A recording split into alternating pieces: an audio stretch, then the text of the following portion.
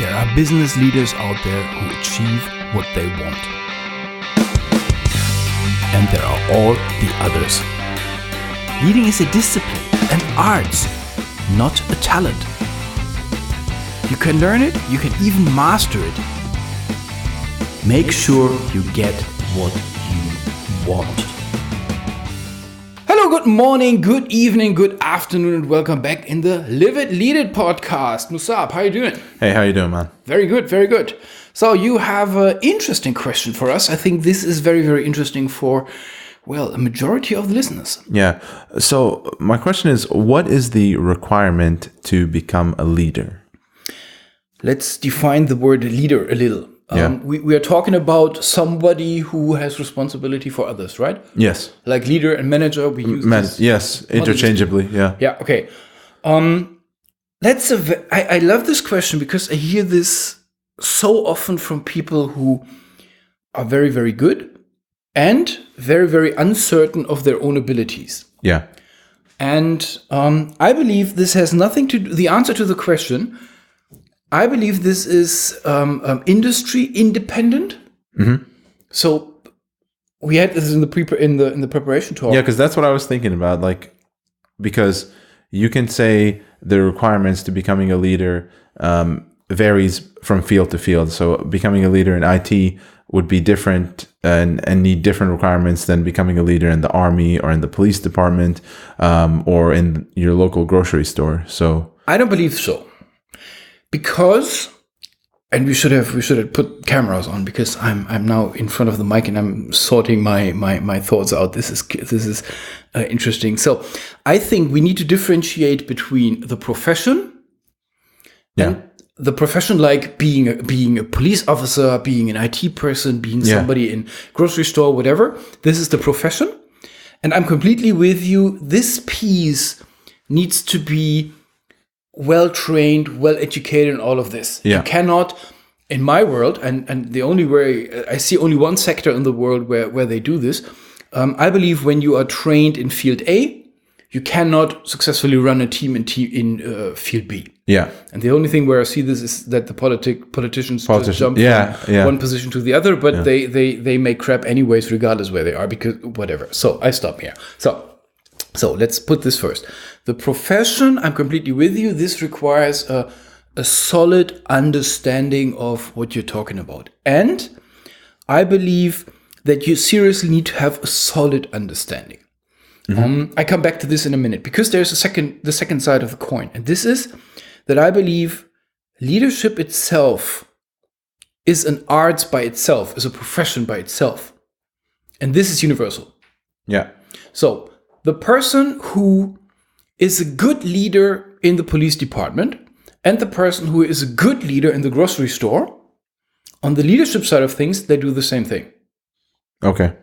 So what we see in the real world out there is that nobody really understands that leading and managing is an art or a profession, that this is something that you can learn.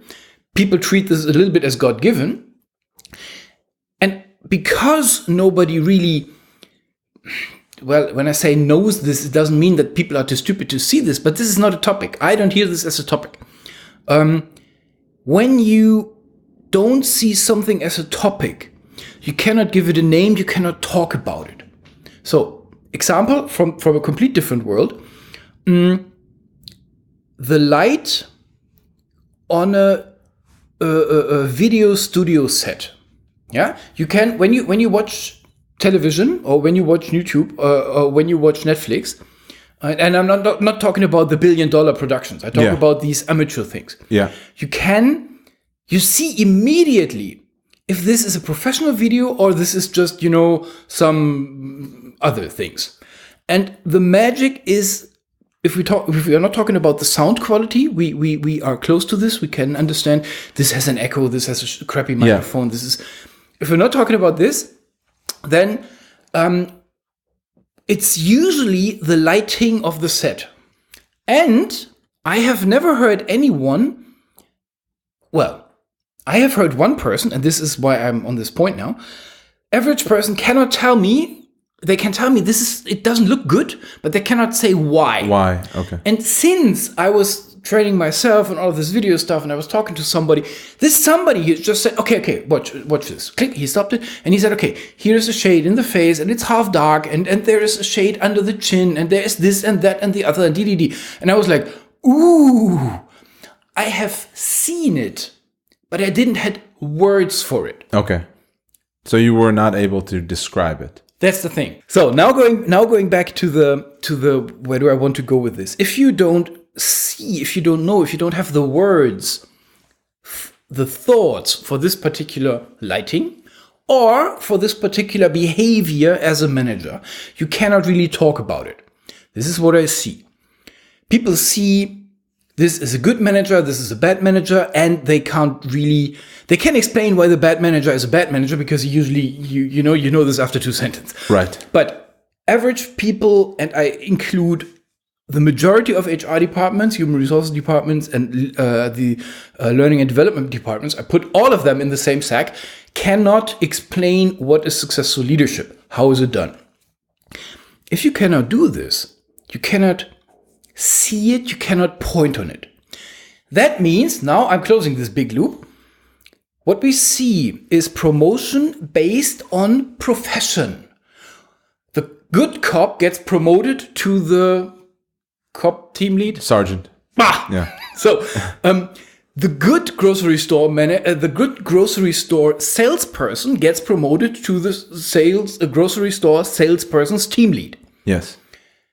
And then everybody is surprised that this doesn't work, that these people are just randomly good or bad, and the majority become bad. Yeah, just to play devil's advocate here. So, in order to show that you're a good salesman or a good police officer, or a good grocerer, you need to display an understanding of that profession in order to do your job well. So why does that not translate to being able to be a good leader in that field? So take a policeman, and I seriously have no clue about this. You are the professional. Yeah.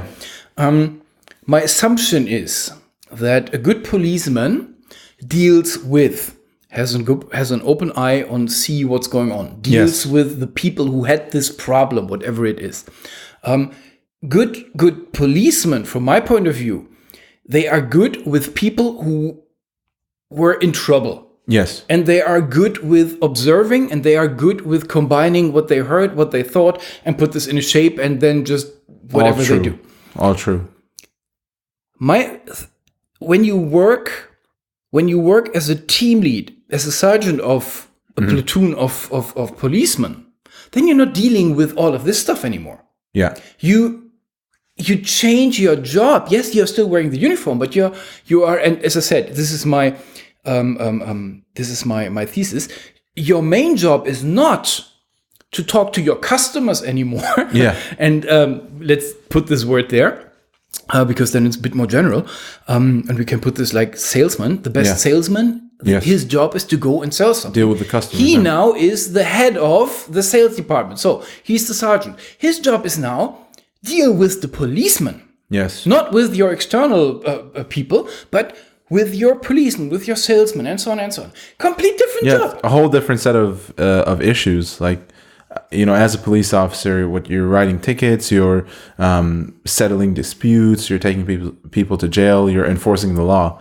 Once you get, to be a sergeant, then it's all about organizing time, where someone works, when they work. So instead of enforcing the law, you're more enforcing internal procedures and policies. You're managing. Same That's for a grocery. Yes, manager. Yeah, yes, exactly. So, and this is why I said the ability or the knowledge that you got to have, the thoughts that you got to think, are very, very similar when you step up.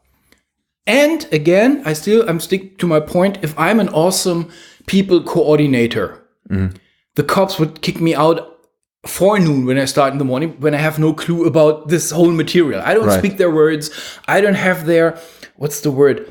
We have a German word that I think when we can translate this, then this is horse stable smell. Stallgeruch. Like you smell like one of us, you know. Oh, okay, yeah. You are from this other law enforcement department from down the road, whatever. Maybe they are not even police; they're something else. But you come in and you are, he's not one of us, but he's smelling like us, and he's just you can assimilate that makes sense. This person very easily. You must have this. I'm not discussing this. So again, on the other side, what is your criteria? Or what do you need to fulfill to become a successful manager? I believe one piece sticks out of this whole thing. And it sticks out because I am still, what's the word? Not really researching. Thinking, researching, listening, if this can be learned or not. I believe everything can be learned. I'm not sure on this particular thing. And this is empathy. Okay. If you hate people, don't become a leader. Please, don't do it. You will fail. And the others will just hate you. Yes. As your profession changes away from dealing with customers to dealing with your employees, you're changing the territory of your daily operations, so to say. If you love to go out with customers and the only thing that you are aiming for is make this deal. You hate them, but you will not see them afterwards anyways. Cool, okay.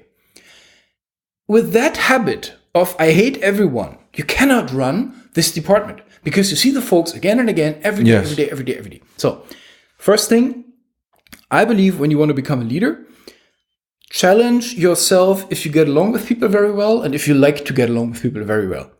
Because even when you get along with them very well, but you go home and then you puke because this is not really it costs you too much energy. That wouldn't be my recommendation. So this is the one thing. And this is completely independent of your profession.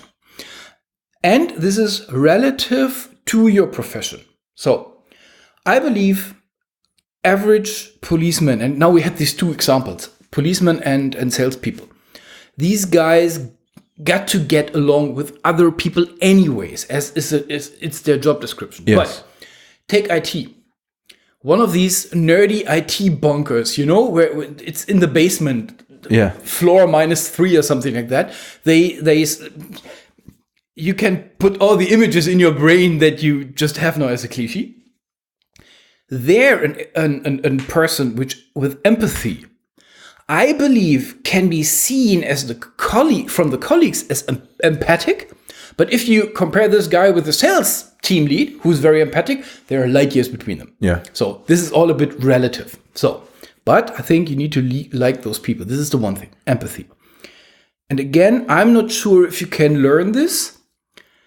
Maybe we can make an episode out of what is a behavior and where does it come from. Yes. So empathy, leave it there. I don't know if you can seriously learn this. I think the learning curve would be very hard and it costs you a ton of energy. Lot of energy. You can fake empathy, but you can't. Really, next 20, 30 years? Oof. Yeah, exactly. Not sure on this. So leave it there. You need to like people. And the second thing is this is what you can learn. You need to review yourself regularly. So, the other way around. If you think you're the perfect leader, then please don't never ever lead someone. Because you're not. By definition, you cannot be. Or I would have heard from you. So, if I don't know your name and you call yourself the perfect leader, sorry, you're not. Evidence. All good leaders must have a self-confidence that they not only allow others to give them other thoughts, but they seek for other thoughts, for even better thoughts, if that makes sense. Yes. This is usually something that comes with education. And I know a lot of countries where especially men in 2019 are still there where we as men were in Germany in 1980. Men strong, men awesome, men... No, I don't ask for help. I'm a man. Mm-hmm. Boys don't cry. All this rubbish. This is not the path to success. So if you want to become a leader, then you need to get used to, if you're not already, you need to get used to challenge yourself. Is it successful what I'm doing? Can somebody give me reasonable feedback? And we need to talk about reasonable feedback in the future. Not this feedback of these smeary feedback. Oh, boss, that was so awesome. No, not this rubbish. Yeah. But this inconvenient feedback. When somebody says, "Ooh, yeah, well, I thought you can do it better," don't go upset. Go dive into this. So this challenging yourself, questioning yourself all the time, not to a level that you jump off the building because you challenge everything that you do. No. Yeah. Stand on a socket of self-confidence, plus be open for improvement. I think this grabs my right. Second thing. And this is universal. I believe this is universal for all the professions. Yeah? I agree. All right. Thank you, Olaf. Good. Thanks very much, Musab. Have a good one. Bye. You too. Bye.